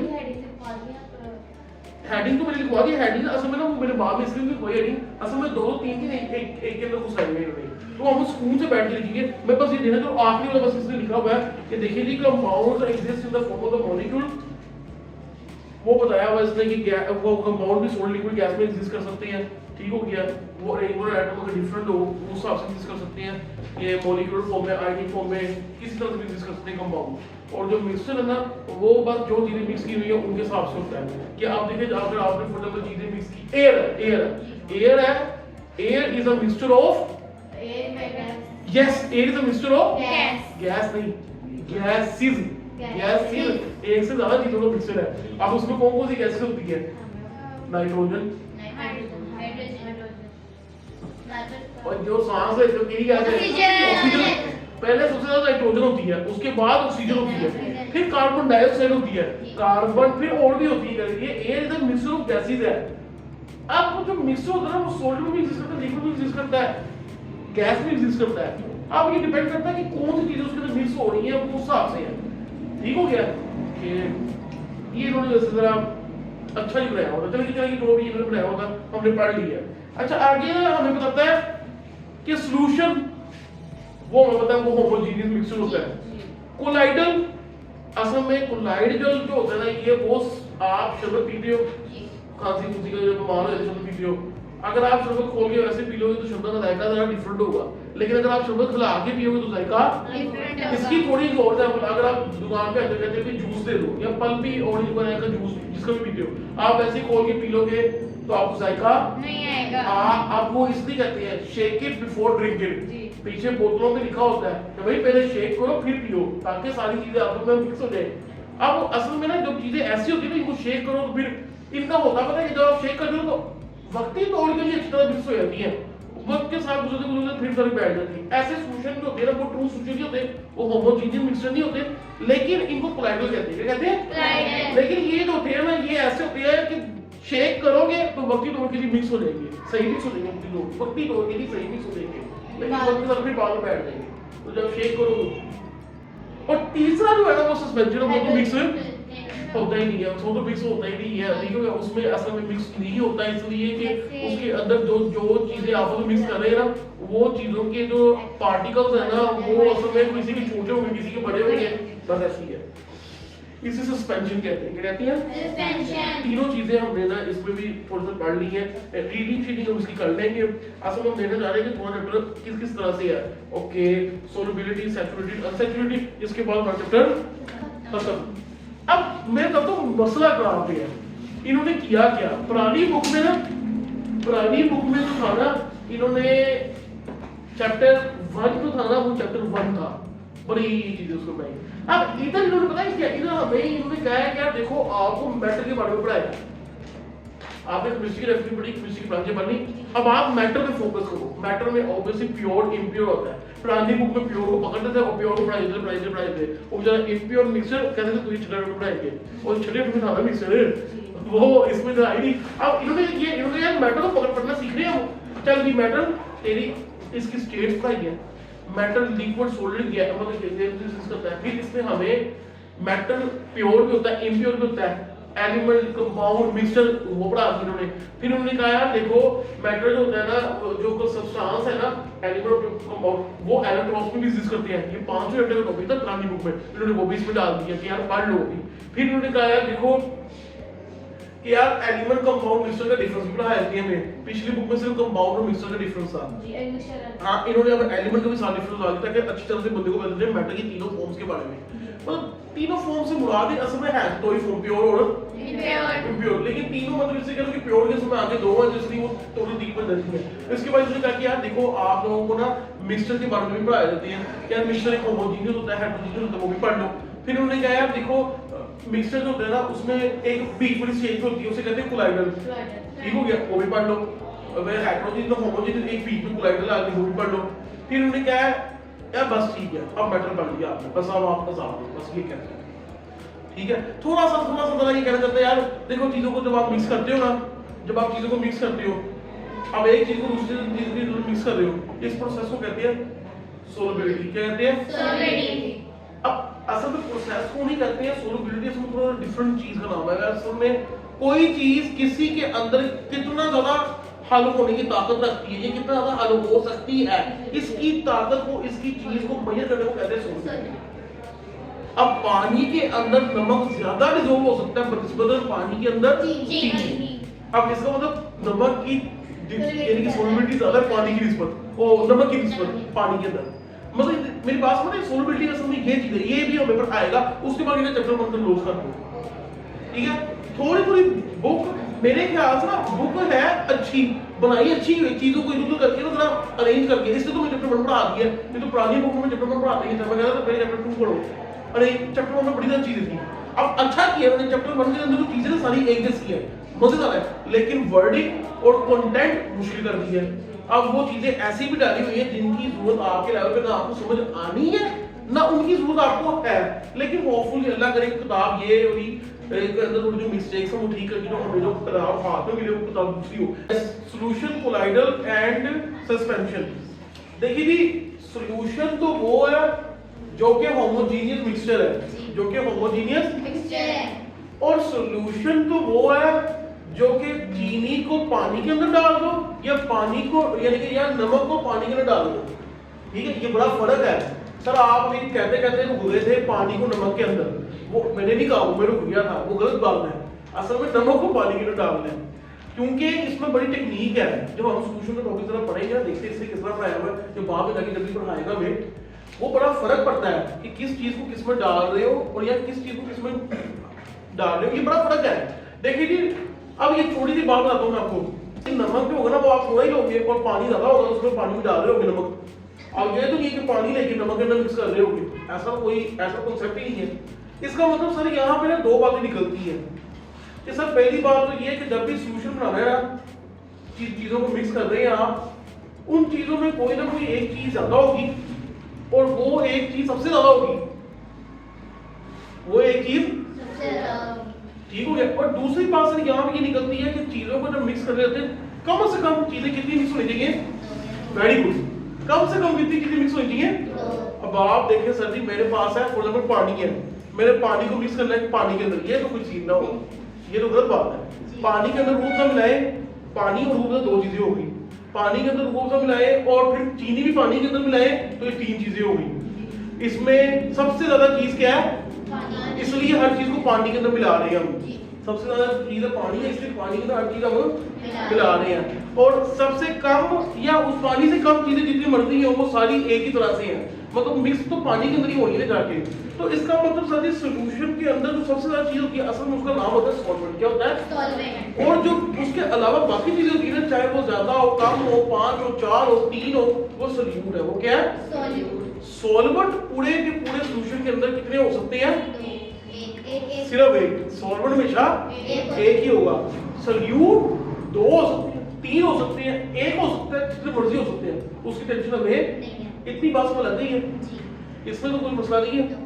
देखिए जी, हमने शरबत में पानी सॉल्वेंट है, जी। रूह अफ़ज़ा अच्छा है, चलो जामी शीरी का है। कुछ बच्चे कह रहे हैं सर आप बाबर बोल रहे हैं, जामी शीरी थोड़ी मुश्किल करें, जामी शीरी गले मिला दी है, ठीक है, और साथ में आपने चीनी मिलाई है। अब कुछ बड़े समझदार बच्चे होंगे, कहेंगे सर जी बर्फ भी तो मिलाते हैं। बेटा बर्फ जो है ना वो असल में पानी नहीं है, वो बाद में मेल्ट होकर पानी में मिलाता है। असल तो तीन चीजें ही हैं, रूह अफ़ज़ा, चीनी और पानी। इनमें सबसे ज्यादा चीज क्या है? पानी। तो पानी हमारा सॉल्वेंट है, बाकी दो चीजें क्या है? सॉल्यूशन है। इतनी बात समझ लग रही है। असल में ना सॉल्यूशन का ना टॉपिक उसने लिखा हुआ है, इसलिए थोड़ा सा समझने की जरूरत थी इसमें, ठीक है। अब इसी बात पे ना मैं आपको थोड़ा समझाता हूँ। देखिए, सॉल्यूशन वो होगा जिसके अंदर सारी चीजें मिक्स हुई होंगी, आपको ऊपर से नीचे तक कोई चीज फजूल की लहराती हुई नजर नहीं आएगी। ऊपर से नीचे तक सारी कंपोजिशन सेम होगी, टेस्ट ऊपर से नीचे तक सबका सेम होगा, होमोजेनियस कंपोजिशन होगी, जिसे हम सॉल्यूशन कहते हैं। कोलाइडल क्या होता है? कोलाइडल थोड़ा डिफरेंट चीज है। कोलाइडल ये है कि उसके अंदर ये है कि आपको चीजें लैंड की हुई थोड़ी नजर आएंगी, लेकिन अगर आप उसको शेक करके मिक्स कर लोगे तो वो मिक्स हो जाएगी थोड़ी देर के लिए, लेकिन मिक्स हो जाएंगी। सस्पेंशन तीसरी चीज है, वो ये होती है, वो हेट्रोजीनियस मिक्सचर है। वो पानी अगर वो कोई भी सॉल्वेंट है उसके अंदर वो चीज सोल्यूट के पार्टिकल इतने बड़े हैं कि वो लहराते हुए नजर आ रहे हैं हमें, और वो मिक्स नहीं हो रही, जो मर्जी कर दो। रेत पानी के अंदर सस्पेंशन होता है। क्या होता है? सस्पेंशन। आप जितना मर्जी रेत को पानी के अंदर मिक्स कर दो, आपको लग रहा है कि सर जी देखिए कितना पानी के अंदर मिक्स कितना अच्छा मिक्सर बन गया, सारा ये होमोजेनियस मिक्सचर ही है। नहीं, ऐसा नहीं है। थोड़ी देर के लिए या थोड़ा सा अगर आप चलो साइड पे पानी फिर ज्यादा हो जाएगा, इसका मतलब कहीं पे पानी के अंदर रेत ज्यादा है और कहीं पे पानी के अंदर रेत है ही नहीं है, इसका मतलब सस्पेंशन है, ये मिक्स नहीं। सर इतनी बात भी समझ लग गई है। सस्पेंशन, कोलाइडल, सॉल्यूशन समझ लग गया। मैं ये कहता हूँ कि देखिए जी, फॉर एग्जाम्पल एक पेरेंट्स के 3 बच्चे हैं, सबसे बड़ा वाला बच्चा पापा का फेवरेट है, सबसे छोटा वाला बच्चा और बेचारा बीच वाला कहाँ है? बीच वाला जो होगा ना तो दोनों का ही मिक्स होगा, हाँ, अब ये समझ आती है ना। देखिए जी सॉल्यूशन जो है ना वो होमोजेनियस मिक्सचर है, सस्पेंशन हेटेरोजेनियस मिक्सचर है, लेकिन जो कोलाइडर है ना वो बीच वाली स्टेज है, इसको अलग करना ही बड़ा मेन। ये देखिए इसको ये मिक्स हो जाता है लेकिन वक्ती तौर पे, और ये सस्पेंशन, आप सस्पेंशन को जितना मर्जी मिक्स करते रहो मिक्स नहीं होना, जो मर्जी कर लो सस्पेंशन मिक्स नहीं होता। ये हालांकि ये ट्रू सॉल्यूशन होमोजेनियस मिक्सचर सिर्फ सॉल्यूशन ही होता है, ये कोलाइडल बीच की स्टेज है। ठीक है, इसमें मैंने बताया था कि ये सिरप जो हम पीते हैं, जो खांसी वगैरह आती है, ये जूस वगैरह जो हम पीते हैं, पल्पी ऑरेंज वगैरह जो पीते हैं, आगे इसमें ना जर्रे लहरा देते हैं। आप फॉर एग्जांपल पल्पी ऑरेंज या कोई भी चीज उसका जूस का पैकेट लो, हिलाओ ना, उसको पी लो, आप क्योंकि मैंने जिंदगी में नहीं पीना, गंदा टेस्ट है। अगर आप उसको इसलिए शेक इट बिफोर ड्रिंक, आपको उसको पहले शेक करना है, फिर आपको पीना, फिर आपको समझ जाएगा आएगा, क्योंकि वो फूड्स के जो जर्रे होते हैं ना वो उसके अंदर ना मिक्स नहीं हो रहे सही। इसका सिरप पीते हैं ना कुछ बच्चे, अब मुझे नहीं पता आप लोगों का, छोटे होते हुए हम ना तरकीब लगाते थे, अब आप लोगों को नहीं, मुझे नहीं पता कितना आप लोगों को आइडिया नहीं, आप लोग तो मेरी भी जिंदगी में पढ़ रहे हो। हम क्या करते थे, खांसी का सिरप होता था ना, वो होता था कड़वा, हम उसको खोल के जो पहले पी लेता था ना सिरप वो बच जाता था, क्योंकि सारी चीजें उसके नीचे बैठी होती है। अब अगर शेक करके किसी ने दे दिया ना आपको सिरप, तो फिर आपको टेस्ट वही मिलेगा सही वाला। लेकिन अगर आप कड़वेपन से बचना चाहते हैं और आप चाहते हैं कि आप ज़्यादा देर तक बीमार रहे, तो अब तो खैर आप पैरों में गोलियां खाएंगे, सिरप वाली दवाई तो कुछ चले गए, तो आप फटाफट पहले बगैर से किए ऐसे पी लें, उसका जायका डिफरेंट होगा, वो जल्दी आपको सही नहीं करेगा। ठीक हो गया, छोटे फैमिली को जाके ना बताना ये चीज़ें। हाँ, आप लोग वैसे ही उम्र गुजर रही है सिरप पीने वाली, अब आप लोग गोली खाते हो, वो भी पैराडोल की। ओके, कहता है सोल्यूशन कोलाइडल। अब देखिए सोल्यूशन अकेला डिफरेंट चीज है, कोलाइडल सोल्यूशन एक डिफरेंट चीज है, और सस्पेंशन तो बिल्कुल डिफरेंट चीज है। मैंने एग्जांपल जो दिया है ना, वो बड़ा बेटा और बड़ा बच्चा और वो छोटा बच्चा और बीच वाला, इसका थोड़ा जेब में रखना है, यही है इसका मतलब। सर छोटी सी बात आपको करना चाह रहे हैं वो ये है कि कोलाइडल सोल्यूशन कुछ प्रॉपर्टियां सस्पेंशन वाली शो कर देगा, कुछ प्रॉपर्टियां सोल्यूशन वाली शो कर देगा, मतलब इंटरमीडिएट है, ये दोनों तरफ आता है। Okay, a solution is a mixture in which solute particles are completely homogenized in solvent. For example, dissolution of the sodium chloride or copper sulfate in water. Sodium chloride salt को कहते हैं, नमक को कहते हैं। कहते हैं नमक पानी में डिसॉल्व होया हो और होमोजेनाइज का मतलब है कि अच्छी तरह से हल हो जाता है। उसके बाद वो कहता है कि the solute particles in a solution in such a solution cannot be seen, मतलब कहता है आप अपनी आंखों से नहीं देख सकते solution के particles को। असल में ना अगर हम इसका वो चार्ट करने की कोशिश करें ना, तो देखिए पहला पॉइंट जो है ना वो सर हम अगर यहाँ पे लिखे सॉल्यूशन कोलाइडर, स्पेलिंग कोलाइडर, तीसरा आ गया सर पहली जो चीज होगी पढ़ाई जाएगी ना यहाँ पे, वो पढ़ाई जाएगी डेफिनेशन, क्या दूसरी चीज पढ़ाई जाएगी नेकेड आई। मतलब नेकेड आई का मतलब है कि आपने आंख पे चश्मा, आपने आंख के माइक्रोस्कोप, आपके आंख के अंदर जो दूरबीन आंखें कुछ नहीं लगेगी, आप अपनी सिंपल आंख से देख रहे हो, नेकेड आई से कहते हैं। ठीक हो गया। अब नेकेड आई से अगर आप सिंपल सी चीज को देखोगे ना, नमक को पानी के अंदर मिक्स किया हुआ है, आप देखिए जी नमक जो है अगर पानी के अंदर मिक्स होया हुआ है, आपने मिक्स कर दिया, आप उसके बाद नमक और पानी के जर्रों को पहचान, वो आपस में बिल्कुल ही मिक्स हो चुके हुए हैं। सर आप अगर देखेंगे आपको बिल्कुल, असल में कहने का मकसद है आपको बिल्कुल साफ सोल्यूशन नजर आएगा, आपको सारा साफ नजर आएगा, उसके अंदर कोई गंशद से मुराद है कि कोई लहराती हुई कोई चीज बताएगी। उसके बाद इफ सॉल्यूशन इज फिल्टर, कहता है अगर इस सॉल्यूशन को फिल्टर करो आप, अब ये सॉल्यूशन बन चुका हुआ है, इसमें सोल्यूट और सोडियम के पार्टिकल बिल्कुल आपस में साथ साथ मिल चुके हुए हैं। अगर आप फिल्टर क्या होता है, अब आप लोगों को जितना घर में आप लोगों ने देखा होगा चाय कौन पीता है, क्या लेकिन चाय कोई ना कोई चाय पीता ही होगा। ये इतने अच्छे बच्चे नहीं है कि चाय के बगैर या वो देखो कहेंगे सर 5 दिन में 5 कप पीती हूँ सर। देखिए कोई बच्चे होंगे 5-5 6 पीते होंगे कब, सॉरी नहीं देखिए केमिकली, देखिए पहले ही हम पढ़ चुके हुए हैं, केमिकली जो है वो चीज डिफरेंट चीज है।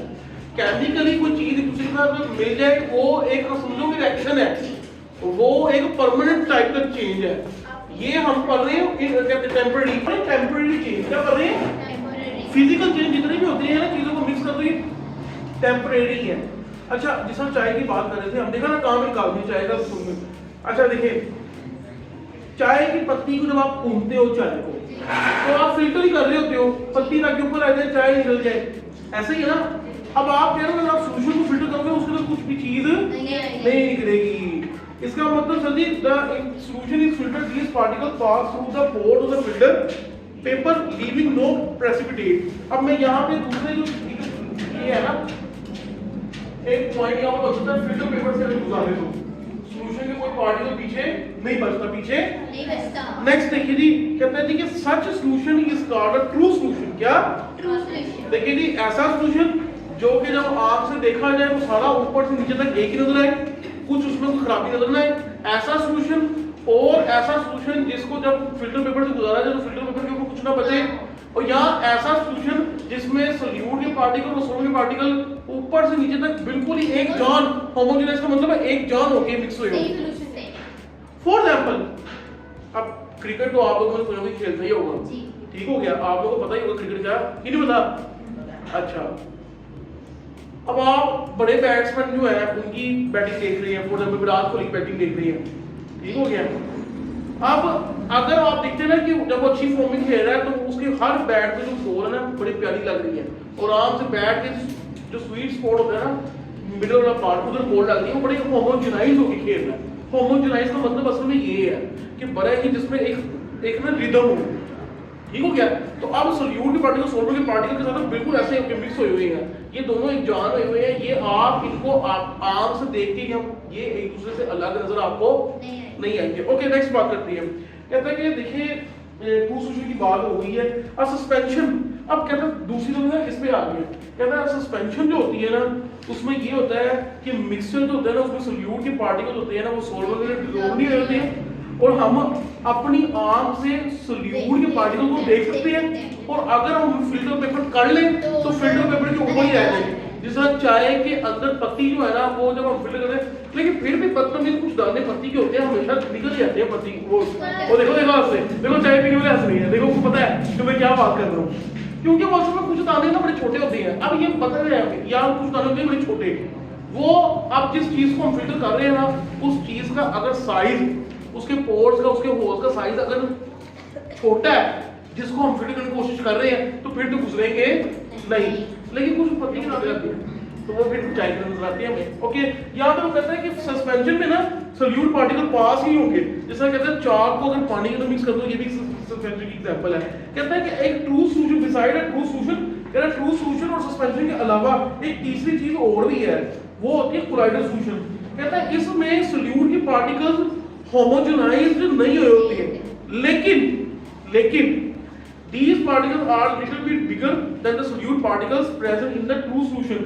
असल में वो कहना ये चाह रहा है कि इसके अंदर पार्टिकल्स होमोजेनाइजली सोल्यूट के अंदर सॉल्वेंट के अंदर मिक्स नहीं होते, लेकिन इसके अंदर जो सोल्यूट के पार्टिकल्स है ना, वो सस्पेंशन की तरह बड़े भी नहीं होते और ट्रू सॉल्यूशन की तरह उतने छोटे भी नहीं होते। ये दरमियाने साइज के होते हैं, दरमियाने साइज के होते हैं। क्या होते हैं? अब दरमियाने साइज के होते हैं। ओके, आगे देखिए।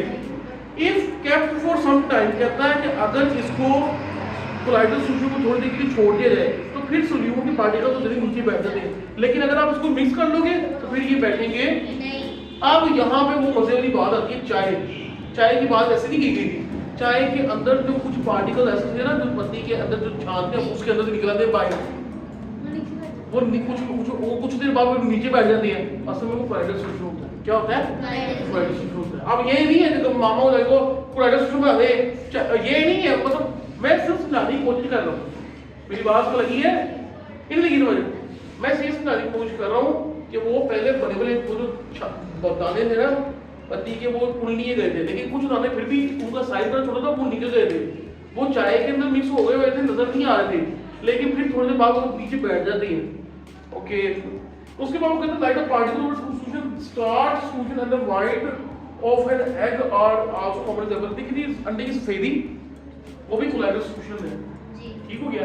और एक तो मैंने एग्जांपल थोड़ी चाय की भी आपको बता दी है, ठीक है। दूसरा पेंट्स, पेंट जो होते हैं ना वो भी ऐसे होते हैं, पेंट के अंदर कभी आप हाथ मारेंगे ना तो पेंट के अंदर जर्रे होते हैं छोटे छोटे। और सिर्फ भी मैंने एग्जांपल दिया आपको, जो कफ सिरप पीते हैं आप लोग, ओके। अब ये हमने पढ़ लिया इन तीनों के बारे में, ठीक है। इन तीनों के बारे में उसने हमने पढ़ा दिया। देखिए ज्यादती उन्होंने की है, वो ज्यादती क्या की है कि चैप्टर असल में पहली बुक में छठा चैप्टर था, उन्होंने अब डाल दिया। लेकिन अब हमें इसे सेंस बनानी है कि हमारी ये बुक कैसे चल रही है। ये बुक कैसे चल रही है, जैसे मैंने अपने आपको याद रखने देखी थी, पहले हमने पढ़ी केमिस्ट्री की डेफिनेशन, उसके बाद हमने पढ़ी केमिस्ट्री की ब्रांचेस, 11 ब्रांचेस थी। 11 ब्रांचेस पढ़ने के बाद उसने कहा कि दिखाओ मैं तुम्हें ना मैटर के बारे में पढ़ाता हूँ। पहले कहता है स्टेट ऑफ मैटर पढ़ दो, फिर कहता है मैटर प्योर होता है और इम्प्योर होता है, फिर कहता है प्योर मैटर जो होता है ना वो सब्सटेंस होता है और इम्प्योर वाला मिक्सचर होता है, फिर कहता है प्योर जो होता है ना उसके अंदर एलिमेंट और कंपाउंड होते हैं, फिर कहता है इम्प्योर के अंदर तो मिक्सचर होता है, फिर कहता है मिक्सचर के अंदर भी हेटेरोजेनियस और होमोजेनियस होता है, फिर कहता है देखो यार तुमने ना एलिमेंट, कंपाउंड और मिक्सचर पढ़ा तुम्हें। फिर उसके बाद कहता है देखो सब्सटेंस जो प्योर सब्सटेंस है ना, प्योर फॉर्म मैटर है जो सब्सटेंस है जिसके अंदर कंपाउंड और एलिमेंट है, कहता है उसकी कुछ एलोट्रोपिक फॉर्म्स होती हैं, कहता है वो भी पढ़ लो, वो पढ़ा दी इसने। फिर कहता है दोबारा जाओ मिक्सचर पे, कहता है मिक्सचर का होमोजेनियस हेटेरोजेनियस पढ़ाता हूं, तो उसके अंदर फिर सॉल्यूशन कोलाइडल सस्पेंशन पढ़ा दूं। अभी तक हम यहां पे पहुंचे हैं। अगला मिक्सचर के बारे में थोड़ा और बताना है। देखिए जी फॉर एग्जांपल आप एक गिलास के अंदर पानी लेते हैं, आपने 1 चम्मच नमक डाला, मिक्स किया, मिक्स हो गया, आपने एक और चम्मच डाला, मिक्स किया, मिक्स हो गया, आपने तीसरा चम्मच डाला वो भी मिक्स हो गया, आपने चौथा चम्मच डाला लेकिन वो मिक्स नहीं, अब पता कैसे चलेगा सर मिक्स नहीं हुआ? वो इसका पता चलेगा कि नीचे बैठ जाएगा, नमक भी नीचे बैठ जाएगा। इसका मतलब ये नहीं है कि पानी के अंदर जब नमक डाला है तो बस नहीं नमक तो हाल नहीं हो रहा है, नमक दो नंबर है, नहीं।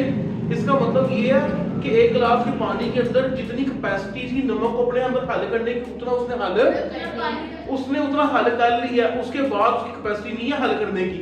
तो अब आप जब एक्स्ट्रा नमक डाल रहे हो वो सिर्फ नीचे ही बैठ रहा है और नीचे ही बैठना है। वो कैसे बैठेगा, क्या करेगा, क्या प्रोसीजर होता है, वो सारी बातें बाद में पढ़ेंगे, ठीक हो गया। लेकिन वो नीचे बैठ जाएगा। अब सर इसका मतलब है कि जब वो नीचे बैठने लग जाएगा, कोई चीज जो पहले हल हो रही थी आपने इतनी ज्यादा डाल दी है कि अब वो हल नहीं हो रही है, इसका मतलब है कि वो मैक्सिमम हल हो चुकी है। जब कोई चीज किसी चीज के अंदर मैक्सिमम हल हो जाए तो उसे कहते हैं उस चीज का क्या बन गया, सॉल्यूशन बन गया। सॉल्यूशन तो बन गया, उसका बन गया सैचुरेटेड सॉल्यूशन। क्या बन गया? सैचुरेटेड सॉल्यूशन ऐसी सॉल्यूशन होता है जिसके अंदर सॉल्वेंट के अंदर मैक्सिमम जितना रिजॉल्व होता है उतना हो गया होता है, उसके बाद वो रिजॉल्व और नहीं हो सकता। इतनी बात समझ लग गई है? ओके सर, अच्छा ये सैचुरेटेड बन गया, मैक्सिमम रिजॉल्व हो गया। इससे पहले क्या था? इससे पहले होगा अनसैचुरेटेड। क्या होगा? अनसैचुरेटेड। इतनी बात है, इतनी बात समझ लग गई है? बस ये बात। जब आपने पहला चम्मच डाला हल हो गया, दूसरा डाला हल हो गया, इसका मतलब अभी अनसैचुरेटेड। अभी क्या है? जब चौथा चम्मच डाला तो हल नहीं हुआ, इसका मतलब अब चौथे चम्मच के बाद जो है ना वो हल नहीं हो रहा, इसका मतलब है अब ये सैचुरेटेड सॉल्यूशन बन गया। पहले था अनसैचुरेटेड। पहले क्या था? अनसैचुरेटेड। इतनी बात समझ लग गई है? इसमें मसला कोई नहीं है। ओके, अब देखिए बुक वाले ने क्या लिखा हुआ है। देखिए जब भी मैं समझाऊंगा ना बात समझने वाली होगी सिर्फ 4 से 5 मिनट की, बड़ी मुश्किल से 4 से 5 मिनट की। असल बात बाकी हमने स्टडी रीड करना है और लिखना है, नोट्स बनाने याद करना है। अब जो मेरी 5 मिनट वाली बात में सुनेगा तो उसके फिर मसला क्या होगा, उसको फिर टॉपिक याद नहीं होगा। ये सिर्फ आप लोगों को लगा हुआ है सर आप इतना अच्छा पढ़ा रहे हैं, अगर नहीं भी पढ़ा रहे चलो ठीक है, जैसा भी पढ़ा रहे हैं। अभी आप 2 बात करके समझ लग जाती है। ये जो हमारे पास पुराने बच्चे हैं, हमारे तो 9th क्लास के बच्चे हैं जिनके पेपर को पढ़ लेंगे 2 महीने बाद, तो ये क्या करते थे, इनको समझ आती थी। आप इनको ऐसे पढ़ाते थे और भाई इनको भी ऐसे पढ़ाते थे, लेकिन ये क्या करते थे, ये 5-10 मिनट में बात समझ लेते थे। उसके बाद कहते थे तुम कौन तो हम कौन, मीन्स के आपने पढ़ा दी 10 मिनट वाली बात, मैंने पढ़ा दी 10 मिनट वाली बात, उसके बाद मैंने रीड करवाया, बस ये इतने काम करते थे। उसके बाद घर जाके उसको दोबारा पढ़ना, उसके नोट्स बनाना, उसको याद करना, ये काम वो नहीं करते थे। तो जिसकी वजह से ना ये वाला काम करते थे, रिवीजन वाला काम करते थे, ना ये वाला काम करते थे। तो बात सिर्फ 5-10 मिनट वाला समझाने वाली बात नहीं है। बात उसको 5 मिनट समझने के बाद उसको पढ़ना है बुक से पढ़ने के बाद उसके घर जाके दोबारा पढ़ना है, फिर उसके नोट्स बनाने हैं, फिर उसको याद करना है, फिर उसको 24 घंटे में 1 हफ्ते बाद, 3 दिन बाद, 1 हफ्ते बाद, 2 हफ्ते बाद, 3 हफ्ते बाद याद करना है, फिर ताकि चीजें याद होंगी। अब देखिए फॉर्मेशन ऑफ अनसैचुरेटेड और सैचुरेटेड सॉल्यूशन पढ़ने लगे हैं, ठीक हो गया। तो अनसैचुरेटेड सॉल्यूशन उसकी सैचुरेटेड सॉल्यूशन की तो बात करते हैं ना वो, तो कहते हैं देखो समझाने लगे कोई कहता है यार 100 ग्राम पानी की ले लो, 100 ग्राम पानी की ले लो, उसके अंदर साल्ट को डिसॉल्व किया जाता है, take about 100 gram of water in a beaker, add to it 5 gram of table sugar, मतलब जो आप शुगर खाते हो पहले वो टेबल शुगर ही होती है, उसका टेबल स्पून जो होता है ना जिससे आप खाना बना खाते हो, उसके 5 ग्राम का जो है ना शुगर उसमें डाल देंगे। कहता है उसके बाद हिलाओ, मिक्स करो, कहता है शुगर डिसॉल्व हो गई, फिर 5 ग्राम और करो पानी के अंदर मिक्स करो, उसको हिलाओ, फिर मिक्स हो गई, कह रहा है this will also dissolve, this solution is called unsaturated. जब तक सॉल्यूशन में डिसॉल्व होती है अनसैचुरेटेड है, जब डिसॉल्व होना बंद हो गई है तब जो है ना उस वक्त जो सॉल्यूशन कहलाएगा वो सैचुरेटेड है। देखिए अगेन मैं वो बता रहा था बात आप लोगों को, हमारी जो बुक है ना बुरी नहीं है, लेकिन बुरी इस लिहाज से, मसला इस लिहाज से है कि डेफिनेशन जो है ना वो नहीं लिखी हुई, आपको एग्जांपल से समझाता है। तो हमने करना क्या, अब बुक में लिखा हुआ पहले एग्जांपल समझाता है, तरीका सही है उसका, पहले एग्जांपल समझाता है, डेफिनेशन टेक्निकल वर्ड बाद में है। अब नोट्स जो बनते हैं ना वो उल्टे बनती हैं, नोट्स तो पहले क्या आती है, फिर जो समझाने वाली बातें एग्जांपल की बातें वो बनती है बाद में। अब मैं आऊंगी नहीं, आप सारी पहले बोलने लग जाओ, डेफिनेशन बोलने लग जाओ, आप लोगों को समझ नहीं आई, पहले मुझे एग्जांपल समझानी होगी, पहले मुझे आप लोगों का इंटरेस्ट क्या है समझने की बात को ध्यान से सुनो। ओके अच्छा, इसमें लिखा हुआ है कि जब आपका ये आंसर जो कहता है a solution which can dissolve more amount of solute at a particular temperature is called an unsaturated solution, continuing adding sugar in the above solution as the quantity of the sugar in water increases its dissolution will become more difficult। अब वो कह रहा है कि यार देखो आप sugar को डिसॉल्व करते जा रहे हो, पहला चम्मच, दूसरा चम्मच, तीसरा चम्मच, चौथा चम्मच, 5 चम्मच में जाके वो होता है डिसॉल्व नहीं हो रहा, इसका मतलब अब डिसॉल्व नहीं हो रहा है, इसका मतलब जितना डिसॉल्व हो सकता था मैक्सिमम डिसॉल्व हो चुका हुआ है, तो अब इस स्टेज आ गई सैचुरेटेड सॉल्यूशन। कौन स्टेज आ गई है? Saturated solution.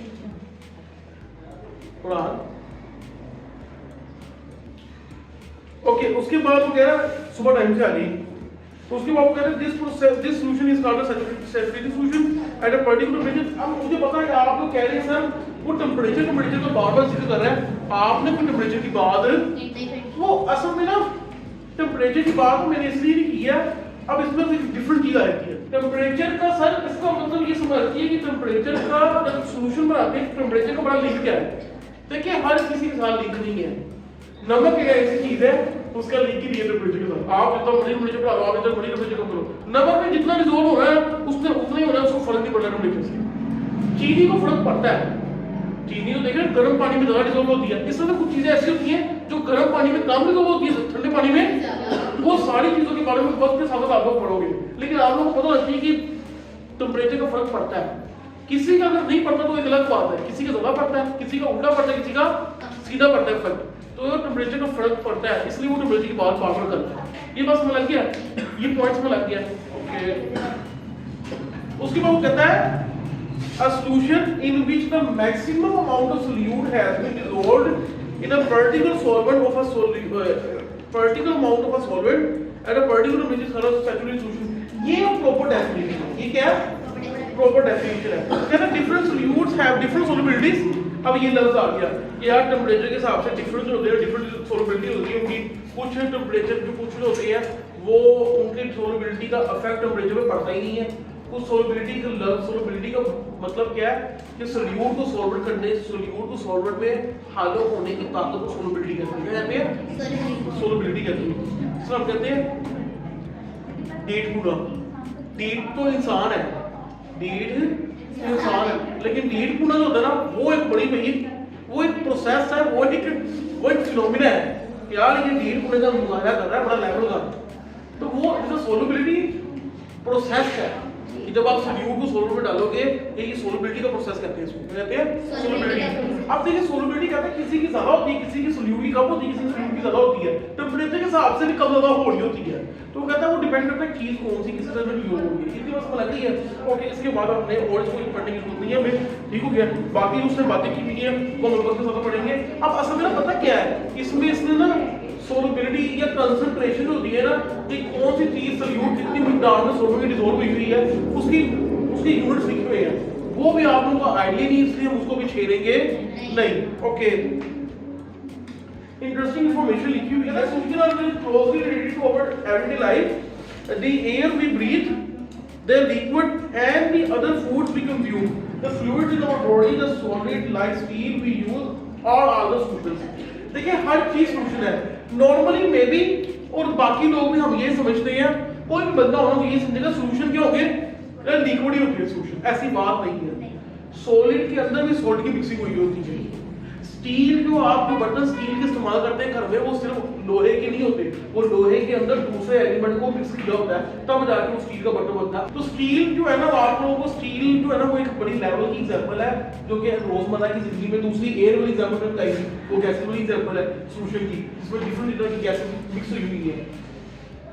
ओके, कहता है effect of temperature on the solubility. अब ना इसमें देखिए ना इफेक्ट ऑफ टेंपरेचर इसमें था, अब वो अलग टॉपिक से पढ़ा दिया मैंने। देखिए आगे इसमें ग्राफ भी बनाए हुए हैं।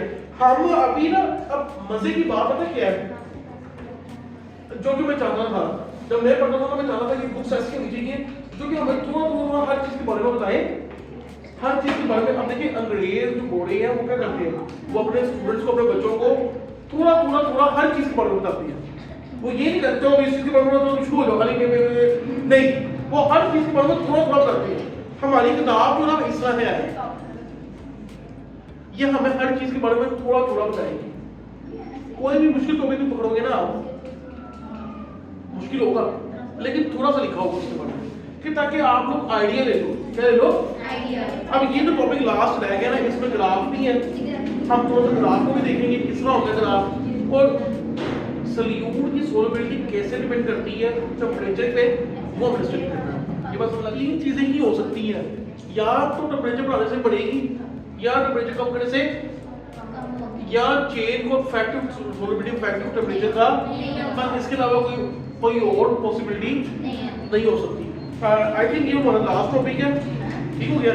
आप सब लोगों से रिक्वेस्ट है कि कल जब आप लोग आए, एक बारी जो फर्स्ट वाली जो हमने जो वीडियो थी, या वो जो था वो ब्रांचेस वाला सारा वो जरा अच्छी तरीके से पढ़ लीजिएगा, ठीक है। पूरी अपनी रिपीट किया जाएगा, लास्ट टॉपिक रह गया, पीछे आगे इसके की पॉइंट्स भी लिखे हुए हैं, और पूरी एक्सरसाइज को भी पढ़ लीजिएगा, ठीक हो गया। ये चैप्टर हम खत्म करते हैं, ठीक है। ये जो जितने भी वीडियोस को जो सेक्शन रह गया हमारा वो सारा अपलोड कर देते हैं। उसके बाद अगेन इस चैप्टर को शुरू करेंगे और फिर नोट्स बना दूंगा, फिर साथ नोट्स बना दूंगा, वो सेकंड टाइम में देगा, ठीक है। उसमें हम शूट नहीं करेंगे, ठीक है। उसमें हम करेंगे क्या, उसमें शूट नहीं करेंगे, उसमें कोई भी जिसके नोट सबसे अच्छे होंगे ना आप लोगों में से, जो कम समय में लिखे होंगे, उसकी पीडीएफ बनाएंगे, उसकी पीडीएफ बना के वॉइस ओवर कर देंगे, और एक वीडियो थोड़ी सी बना देंगे, 2 से 3 वीडियो, तो इस टॉपिक के लिए कवर करेंगे। और इस तरह मेरी बात समझ आ रही है तो मसला किसको, थैंक यू सो मच।